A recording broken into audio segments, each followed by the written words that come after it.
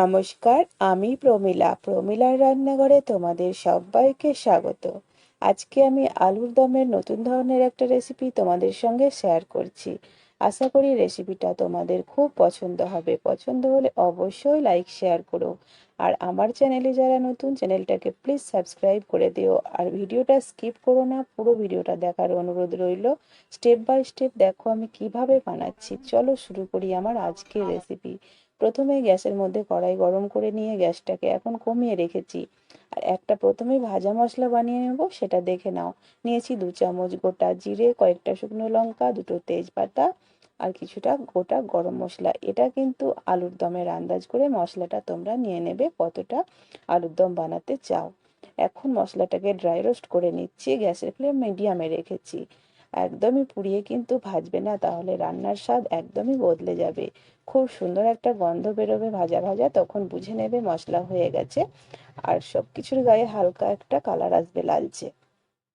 তো মশলাটা দেখো হয়ে গেছে। আমি কিন্তু মশলাটা এখন নামিয়ে ঠান্ডা করে নিয়ে মিক্সিতে গুঁড়ো করে নেব। এবার ওই কড়াইয়ের মধ্যে দিয়ে দিচ্ছি আবারও সর্ষের তেল। তেলের মধ্যে অল্প একটু হলুদ দিয়ে দিচ্ছি। হলুদটাকে খুব ভালো করে মিশিয়ে নিচ্ছি এখন। আর আমি আগে থেকে আলু কেটে ধুয়ে রেখেছি। আর আলুটাকে খুব ছোট আর খুব বড় করে কাটিনি, মিডিয়াম করে আলুটাকে কেটে নিয়েছি। এখন আলুগুলোকে ভেজে নেব। আমি কিন্তু এখানে জ্যোতি আলু নিয়েছি, তোমরাও জ্যোতি আলু নেওয়ার চেষ্টা করবে। এই আলুর দম খেতে কিন্তু ভীষণ ভালো লাগে। আর আলুটা মিষ্টি মিষ্টি লাগে না, তো সম্পূর্ণ আলু আমি দিয়ে দিলাম। আমি কিন্তু 500 গ্রাম আলুর দম আজকে বানাবো। তো আলুটাকে কিন্তু গ্যাসের ফ্লেম বাড়িয়ে দিয়ে বেশ লালচে করে ভেজে নেব। আলু ভাজতে ভাজতে এবার মশলাগুলো রেডি করে নেব।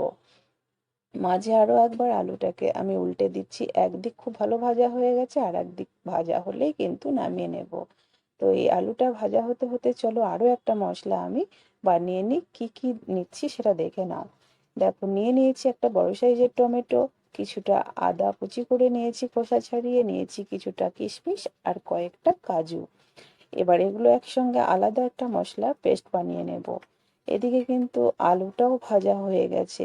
ঠিক এরকমই লালচে করে আলুটাকে তোমরা ভেজে নেবে, এর থেকে কম বা বেশি ভাজবে না। কম ভাজলেও খেতে খারাপ লাগে। তো এখন আলুটাকে আমি উঠিয়ে নিলাম। এবার ওই তেলের মধ্যে দিয়ে দিচ্ছি আরো কিছুটা তেল। সম্পূর্ণ কিন্তু সর্ষের তেল দিয়ে রান্নাটা হবে। তেলটা খুব ভালো করে গরম করে নিয়ে ফোড়নে দিয়ে দেব আমি 1/2 চামচ মতো গোটা জিরে। তার আগে অল্প একটু হলুদ কিন্তু আমি দিয়ে দিয়েছি। এবার আমি দিয়ে দিচ্ছি একটা তেজপাতা ছিঁড়ে। আর খানিকটা দিয়ে দিচ্ছি কাসুরি মেথি। এই 3টে ফোড়ন খুব সুন্দর করে কিন্তু মিডিয়াম আছে ফোড়নটাকে ভেজে নেব, সুন্দর একটা গন্ধ বেরোনো অবধি। আর এই ফোড়নটা পুড়িয়ে ফেলবে না, যেহেতু কাসুরি মেথি আছে, খুব তাড়াতাড়ি পুড়ে যাওয়ার সম্ভাবনা থাকে। মশলাটা খুব সুন্দর ভাজা হয়ে গেছে, গ্যাস কমিয়ে রেখেছি। এবার কাঁচা মশলাটা আমি যেটা বেটে নিয়েছিলাম সেটা এখন দিয়ে দিলাম। আদা আর টমেটো কাঁচা গন্ধটা এখন মেরে নেব। তো মশলাটাকে দেখো গ্যাস কমিয়েও খুব সুন্দর করে এখন কাঁচা গন্ধ মেরে নিচ্ছি। এখানে শুকনো লঙ্কা আমি আগে কিন্তু ভেজে নিয়েছি ঝালের জন্য। এবার কালারের জন্য কাশ্মীরি লাল লঙ্কার গুঁড়ো দিচ্ছি, এটা তোমরা স্কিপ করতে পারো। তো এটা শুধু দেখতে ভালো লাগার কারণে অল্প একটু আমি দিলাম। সবকিছু একসঙ্গে ভালো করে মিশিয়ে নিলাম। এবার টেস্টের জন্য দিয়ে দেব লবণ। লবণটা অবশ্যই স্বাদ মতোই দেবে। আর দিয়ে দেব অল্প একটু হলুদ গুঁড়ো কালারের জন্য। আবারও সবকিছু একসঙ্গে মিশিয়ে নিচ্ছি। আর খুব সুন্দর করে কিন্তু মশলাটা কষিয়ে নিতে হবে সম্পূর্ণ তেল আলাদা হয়ে যাওয়া অবধি। যেহেতু কাজু বাদাম আছে তাই লেগে যাওয়ার সম্ভাবনা একটু বেশি থাকে। অল্প জল দিয়ে মশলাটাকে কষিয়ে নিচ্ছি। আর এখন দেখো ওপরে তেল একদমই ভেসে গেছে। এই অবস্থায় কিন্তু 2 চামচ মতো টক দই আমি ফেটিয়ে রেখেছি, সেটা দিয়ে দিলাম। আর গ্যাসের ফ্লেম একদমই এখন স্লোতে আছে। অল্প একটু দিয়ে দেবো চিনি। নিরামিষ রান্নায় চিনি দিলে খেতে ভালো লাগে। এবার টক দইটাকে মশলার সঙ্গে কয়েক সেকেন্ড নাড়াচাড়া করে নিচ্ছি। ঢাকা দিয়ে 1 মিনিটের জন্য রেখে দেবো, এতে করে খুব সুন্দর কষানো হবে। টক দইটা কিন্তু আলাদা একটা টেস্ট আসবে। ঠিক 1 মিনিট পরে আমি ঢাকাটা খুলে নিচ্ছি। আর দেখে নাও মশলাটা কত সুন্দর কষানো হয়েছে, সম্পূর্ণ তেল সেপারেট হয়ে গেছে। এই অবস্থায় আমি ভেজে রাখা আলুটা দিয়ে দেব। খুব সুন্দর একটা গন্ধ বেরোচ্ছে। ভেজে রাখা আলু দিয়ে মশলার সঙ্গে খুব ভালো করে নাড়াচাড়া করে নিচ্ছি। সমস্ত আলুর গায়ে যেন মশলা লেগে যায়। আর গ্যাসের ফ্লেম লো টু মিডিয়ামে রেখেই কিন্তু এই রান্নাটা করবে, তাহলে পুড়ে যাওয়ার সম্ভাবনা থাকবে না, এতে করে কালারও ভালো আসে, টেস্টও ভালো হয়। এখন যে ভাজা গুঁড়ো মশলাটা বানিয়েছিলাম সেই মশলাটা দিয়ে দেব। তো তোমরা দেখতেই পাচ্ছ কত সুন্দর করে মশলা আলুর মধ্যে লেগে গেছে, ঠিক এভাবেই কষিয়ে নেবে। গুঁড়ো মশলাটা দিয়ে আবার ভালো করে আলুর সঙ্গে কিন্তু আমি মিশিয়ে নিচ্ছি। আর ঢাকা দেব না, যেহেতু ভাজা মশলা, তাই বেশিক্ষণ কিন্তু কষাবো না, তাহলে টেস্টটা চলে যাবে। তো আলুর সঙ্গে ভাজা মশলা খুব সুন্দর করে মেশানো হয়ে গেছে। এখন দিয়ে দেব গ্রেভির জন্য জল, সেদ্ধর জন্য।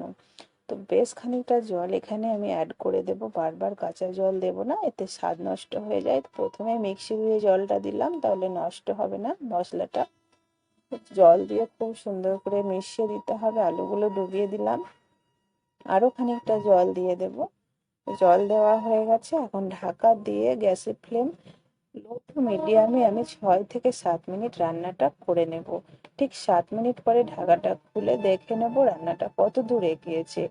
ঢাকা খুলে নিলাম, এবার দেখে নেওয়া পালা আলু সেদ্ধ হয়েছে কিনা। সুসেদ্ধ হওয়া অবধি কিন্তু সেদ্ধ করতে হবে, না হলে একদমই ভালো লাগবে না।